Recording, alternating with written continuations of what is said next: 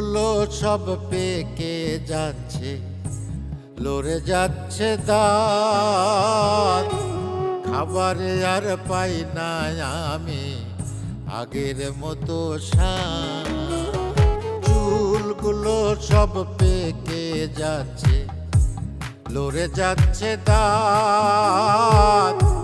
খাবারে আর পাই না আমি আগের মতো স্বাদ।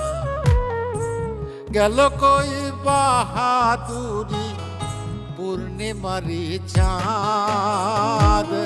মরণ বুঝি ডাকিতাছে বাড়াইয়া তার হাত।